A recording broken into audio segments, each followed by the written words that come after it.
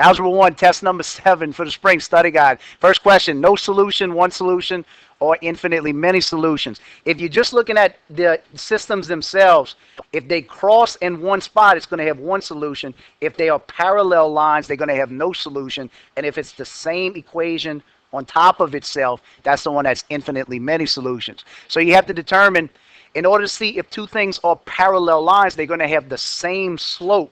Since we don't have pictures of these, we could graph them, but it's not necessary. You just want to see, do they have the same slope? And if they have the same slope, do they have the same y-intercept? Because if they have the same y-intercept, that means it's the exact same equation. So the first equation says y equals mx plus b. Its m value is -1, which tells us that if we look at the other equation, it has to have the same slope value in order to be parallel lines.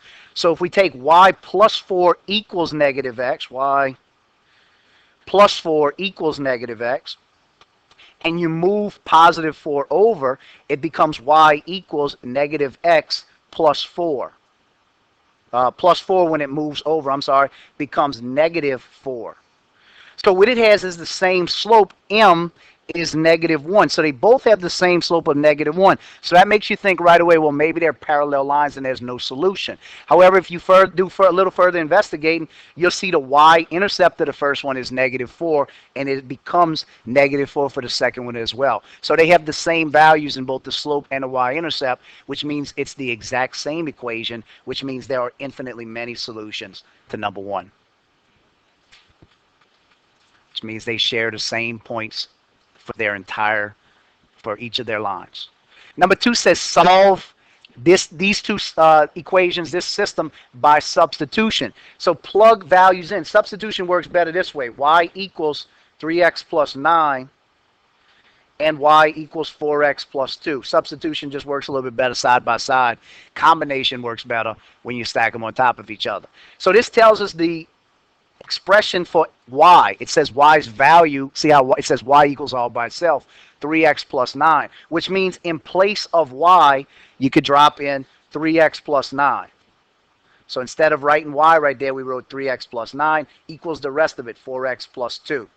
Move your smaller x's over to your larger one side. So move 3 over by subtracting 3x. If you do that there, you do it here. It leaves you with 1x right there plus 2. Equals 9. Subtract 2 to get x by itself, and x equals 7. So there's your value for x, but that's not the solution to the system. It's only the x value. You're looking for the place where they actually cross. So you need to take that value 7 and drop it back into that equation. So instead of saying y equals 3 times x, you're going to say y equals 3 times 7 plus 9.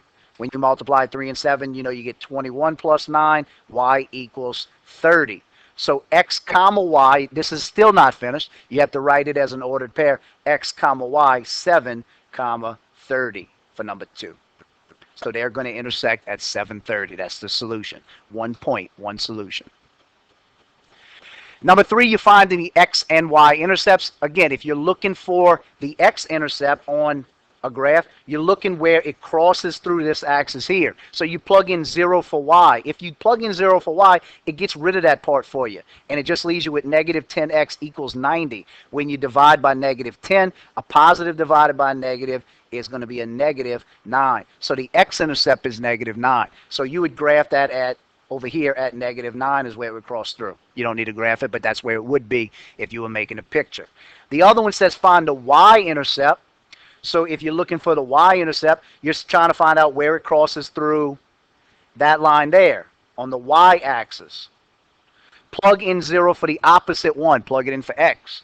So -10 times 0 cancels that part out. It leaves you with -y equals 90. Get rid of -1 times y by dividing it. A positive divided by a negative, y's value is -90.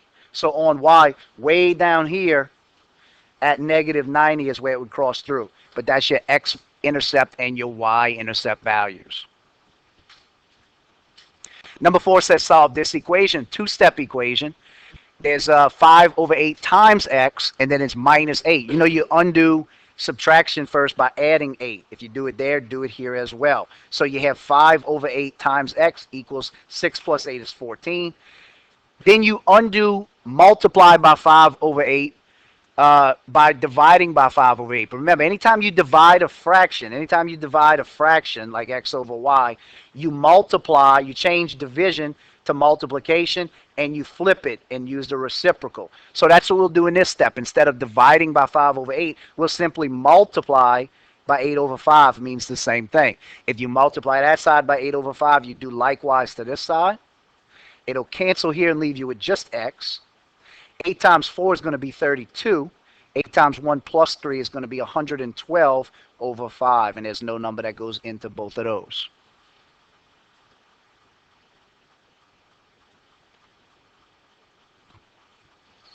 Number 5 says find the slope. Your slope formula is the change of y over the change of x. X sub 2 over x sub 1 on the bottom, y sub 2 minus y sub 1 on the top. So if you label your points, this is x, this is y, this is x, this is y, this is sub 1, sub 2, just plug them in the right spots. Y sub 2's value is this one, 0, minus y sub 1's value is this one, 5, over x sub 2's value is that one, 8, minus x sub 1's value is 4.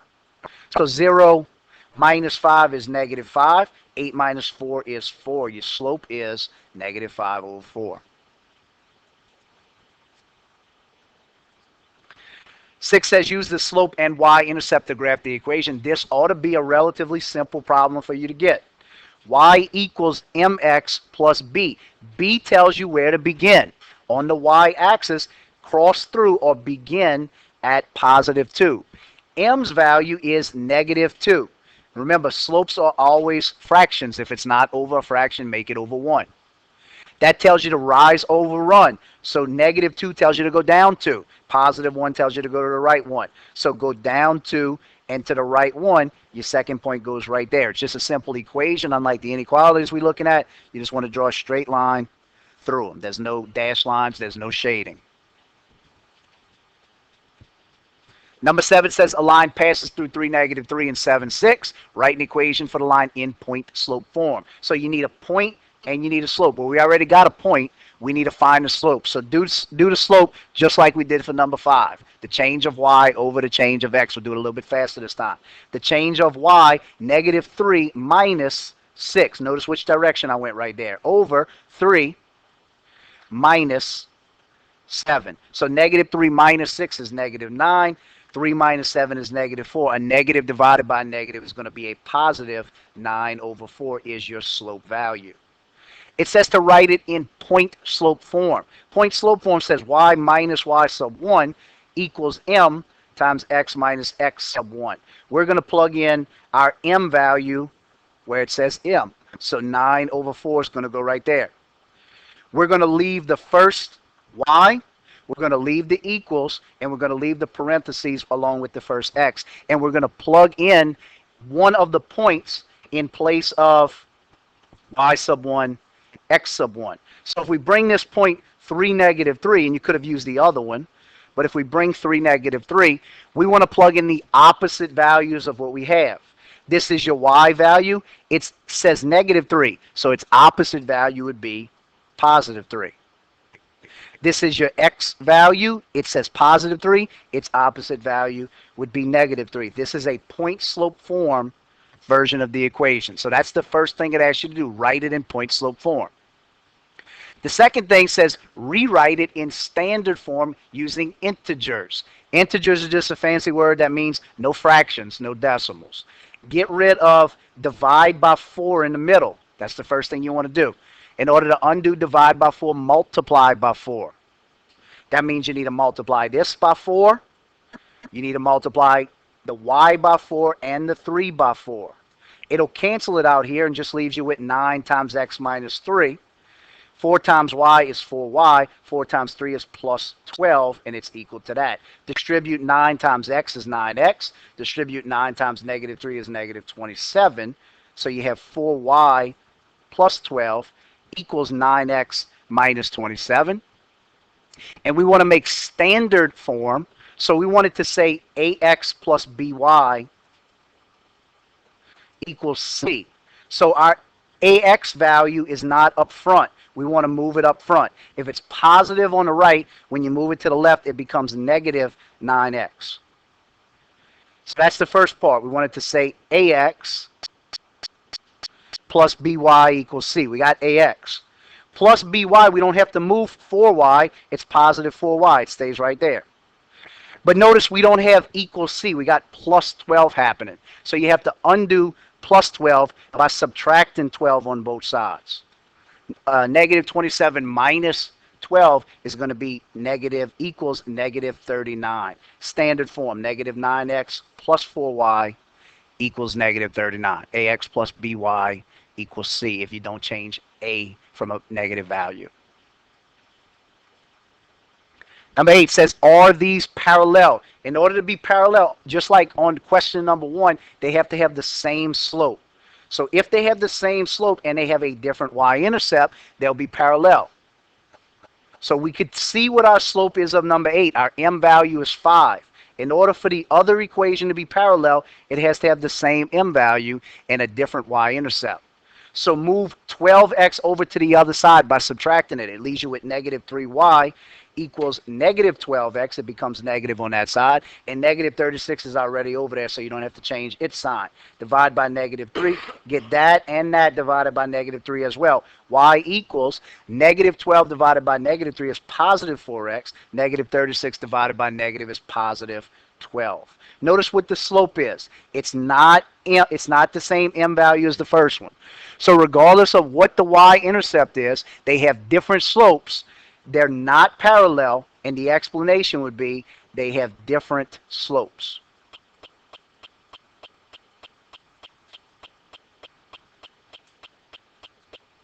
Number 9 says solve this one using elimination. This is a really easy one because your x's are already stacked, your y's are already stacked, your constants are already stacked, and you have opposites in 3 and negative 3. That's what you try to do.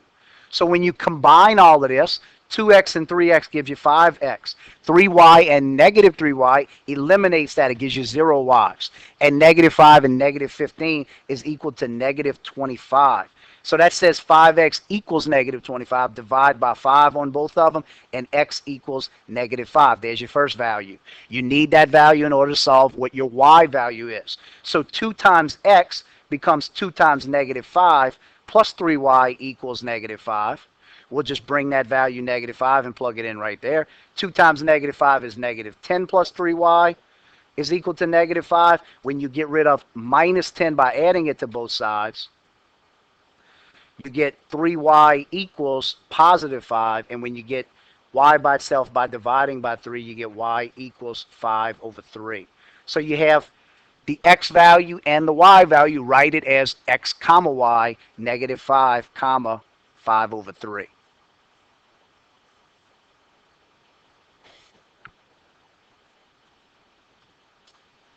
Number 10 says an ice skating arena charges an admission fee for each child plus a rental fee for each pair of ice skates. John paid the admission fee for 6 nephews and rented 5 pairs of skates. He was charged $32. Juanita paid the admission fee for 7 grandchildren and rented 5 pairs of skates. She was charged $35.25. What was the admission fee, and what is the rental fee for the skates, or for each pair of skates? Well, in order to create this equation, we know that John paid 6 admission fees. So 6 times x, we don't know how much the admission fee is. Plus, he paid 5 pairs of skates, 5y. We don't know how much that one is either. But we do know that he was charged $32 total. So 6x plus 5y equals 32. Juanita, on the other hand, she paid for 7 admission fees, so 7x, plus she got 5 pairs of skates, 5y, equals, she was charged $35.25. So those are your 2 equations. In order to find out which each of them is, you're going to eliminate one of them. You're going to eliminate either the x or the y. Your y value set up better for eliminating since you already have the same number. We just have to make one of them opposite. In order to do that, multiply the first equation by -1. Distribute it to everything. So negative 1, just all you're doing is changing the signs right here. Negative 1 times 6x is negative 6x. Negative 1 times 5y is negative 5y. And negative 1 times 32 is negative 32. So when you combine those two equations, 7x and negative 6x, you're left with 1x. 5y and negative 5y, there's no more y's. And 35.25 minus 32 is going to be $3.25.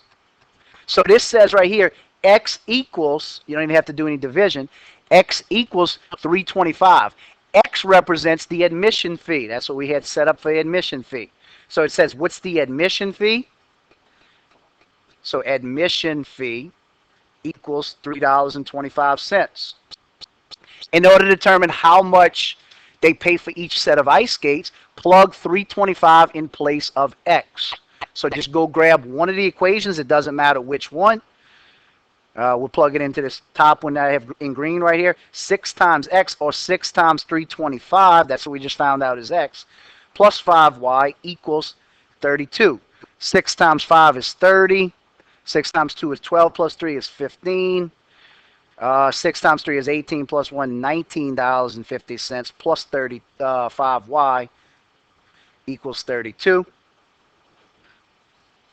Subtract 1950 from that to get 1950 to move over, and subtract it from over here, 1950. Well, $32 minus $20 would be $12, but it's not quite minus 20. It's $12. It'd be 50 cents less. So it'd be $12.50 equals 5y. And in order to get how much y is, divide by 5 here. 5 goes into 12 2 times, and there's 2 left over. So it's $2.50 for y. So the skate rental, the admission fee was $3.25, and the skate rental is going to be $2.50 is the skate rental.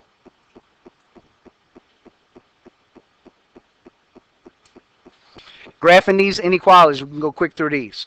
Y equals mx plus b at negative 1, 2, 3, 4 is where it goes through. That's your b value. Your m value is 5, which is over 1. That means go up 5 and go to the right 1. So up 1, 2, 3, 4, and over 1. There's your second point right there. The difference between this and an equation is it says less than. So you're going to use a dashed line through there. So you have an equation, an inequality that looks like that. It doesn't go through 0, 0. So plug 0, 0 in. 0 goes here. Is less than anything times 0. 0 minus 4. Is 0 less than negative 4 is what you have to ask yourself. That is a false statement. 0 is greater than negative 4. Therefore, you're not shading towards 0, 0. You're shading away from 0, 0. Number 12 says 4x plus 2y is greater than or equal to 12. If you want to graph this using the intercepts, you plug in 0 here, and it'll leave you with 4x equals 12. When you divide by 4, you get x's intercept, this one here, at 1, 2, 3. It crosses through right there. If you look for the y-intercept, you're looking for where it crosses through here. Plug in 0 there. It cancels that out. It leaves you with 2y equals 12. When you divide by 2, the y value is at 6. So 1, 2, 3, 4, 5, 6. Way up here. Kind of got off my graph a little bit. But right there. This one says greater than or equal to. That means you're going to make a solid line there. But it's not an equation. It's an inequality. So we have to determine which side do we shade. Check 0, 0 out and see if it's a true value. You're just seeing if it's a solution. It says 4x, so when we plug in there, we get 4 times 0, which is 0, plus 2y plus 0 is greater than or equal to 12. Is 0 greater than or equal to 12? That's what it's asking you. No, that is a false statement, just like number 11. So we're not shading towards 0, 0. We're shading on the opposite side. Number 13 says y is greater than negative 3x plus 2. Your b value is positive 2. So on your y-axis at positive 2, you put in your first point. Your m value is negative 3. Make it a fraction if it's not 1. Negative 3 tells you to go down 3. Positive 1 tells you to go to the right 1. So down 1, 2, 3, and to the right 1 time. Your second point will go right there. Again, if it was an equation, you'd draw a straight line, you'd be finished. This one's not an equation. It says greater than, and it doesn't say greater than or equal to. Therefore, it's going to be a dashed line through those. Then you have to decide which side do I shade. 0, 0 is going to tell you. Plug it in. You plug it in here, you get 0 is greater than, anything times 0 is 0 plus 2. Check the truth value there. Is 0 greater than 2? No, it's not. So you shade away from 0.